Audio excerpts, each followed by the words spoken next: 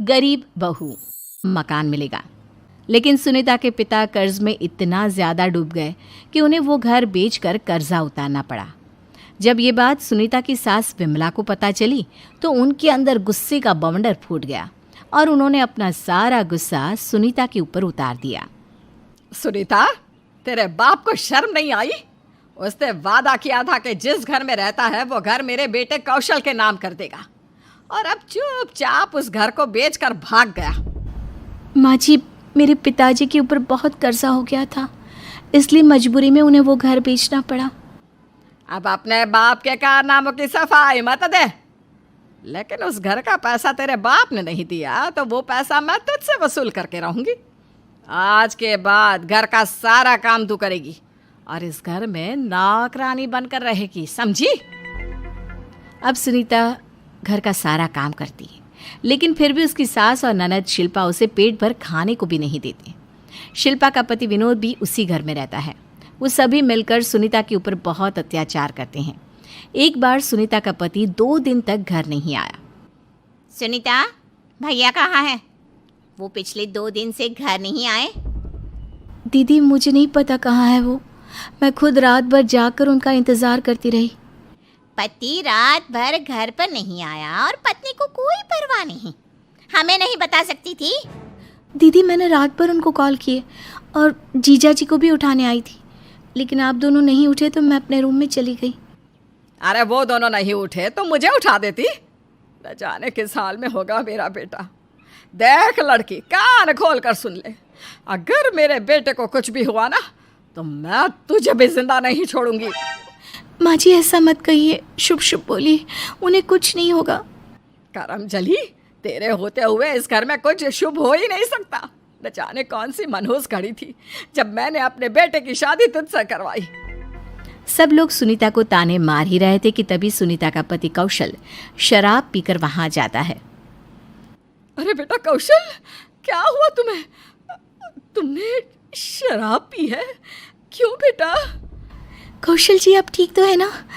आज से पहले तो आपने कभी शराब नहीं पी, आज क्यों पी आपने?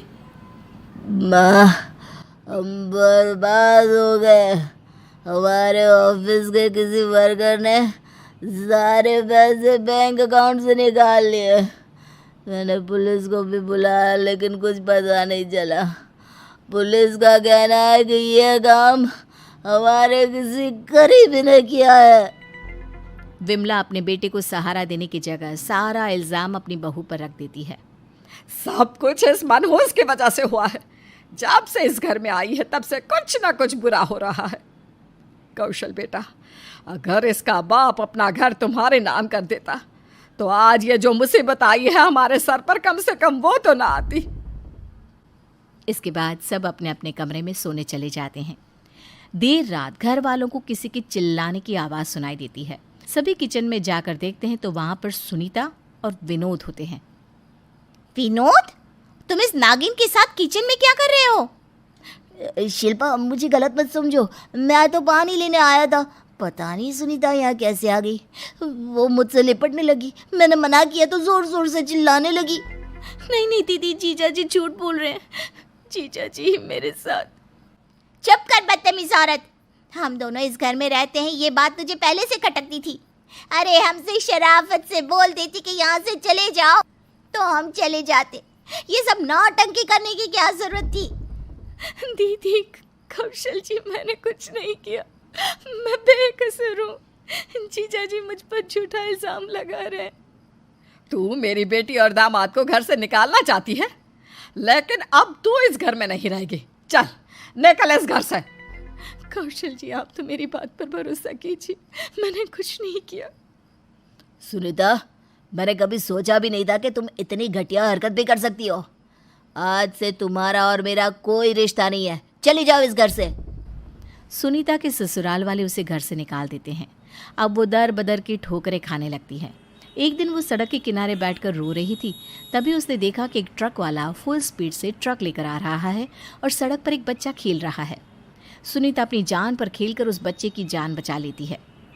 बेटा, तुम ठीक तो हो ना? कहीं तुम्हें चोट तो नहीं लगी? कहाँ रहते हो तुम? चलो मैं तुम्हें तुम्हारे घर ले चलती हूँ। मैं उस सामने वाली कोठी में रहता हूँ आंटी। सुनीता उस कोठी में जाती है तो वो कोठी शहर के सबसे बड़े वकील मिस्टर हर्षवर्धन की होती है। मिस्टर हर्षवर्धन सुनीता को बहुत धन्यवाद देते हैं और उसकी आप बीती सुनने के बाद उसे अपने यहाँ काम पर रख लेते हैं। सुनीता एक पढ़ी लिखी लड़की है, इसलिए वो उनका ड्राफ्टिंग का सारा काम संभालने लगी। एक दिन सुनीता ने मिस्टर हर्षवर्धन से कहा, सर मुझे 2 दिन की छुट्टी चाहिए। क्यों, कोई काम है? सर मुझे पता चला है कि मेरे गरीब माता पिता गांव में मेरी मौसी के पास रह रहे हैं। मैं उन्हें यहाँ शहर अपने पास लाना चाहती हूँ। ठीक है, चले जाओ। एक काम करो, मेरी कार ले जाओ और हाँ, जल्दी से आने की कोशिश करना। थैंक यू सर, आपने मेरे लिए पहले ही बहुत कुछ किया है। सुनीता, थैंक यू बोलने की कोई ज़रूरत नहीं है। तुमने मेरे बच्चे की जान बचाकर जो उपकार मुझ पर किया है, उसका एहसान मैं इस जन्म में तो चुका ही नहीं पाऊंगा। सुनीता अपने माता पिता को घर ले आई और उनके साथ रहने लगी। अब सुनीता बहुत मेहनत से काम करने लगी। वो मिस्टर हर्षवर्धन के साथ मिलकर केस भी डिस्कस करती।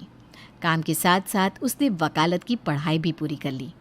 एक दिन मिस्टर हर्षवर्धन सुनीता से कहते हैं, सुनीता, पीए ने मुझे बताया कि कई दिनों से एक माँ बेटे हमारे ऑफिस के चक्कर लगा रहे हैं। उन्हें किसी केस के सिलसिले में बात करनी है, लेकिन उनकी हालत बहुत ख़राब है। मुझे नहीं लगता कि वो हमारी फ़ीस दे पाएंगे। हाँ सर, ये बात तो पीए ने मुझे भी बताई, तो अब क्या करना चाहिए? देखो सुनीता, मैं ऐसे केस लेता तो नहीं, लेकिन ये दोनों माँ बेटे बहुत परेशान हैं, तो मैं चाहता हूँ कि तुम एक बार उनसे बात कर लो। मिस्टर हर्षवर्धन के कहने पर सुनीता उन दोनों माँ बेटे से मिलती है और उन्हें देखकर उसके तो होश ही उड़ जाते हैं। वो दोनों कोई और नहीं बल्कि उसकी सास और पति हैं। सुनीता, तुम इतनी बड़ी वकील बन गई हो कि तुमसे मिलने के लिए मैं 1 महीने से भटक रहा हूँ। तुम और तुम्हारी माँ की ये हालत कैसे हो गई? क्या बताऊं बहू, बस अपने कर्मों की सजा भोग रहे हैं। हमने जो तुम्हारे साथ किया वही हमारे साथ हुआ। माँ जी, पहली बात, मैं आपकी बहू नहीं हूँ, एडवोकेट सुनीता हूँ। बस आप ये बताइए कि हुआ क्या है? सुनीता, ये सब कुछ दीदी और जीजा की वजह से हुआ है। उन्होंने ही मेरे ऑफिस के अकाउंट से सारे पैसे निकाले थे और उन्होंने ही तुम्हारे ऊपर झूठा इल्ज़ाम लगाकर घर से निकलवाया था। तुम्हारे घर से जाने के बाद उन दोनों ने घर बेचने के लिए कहा।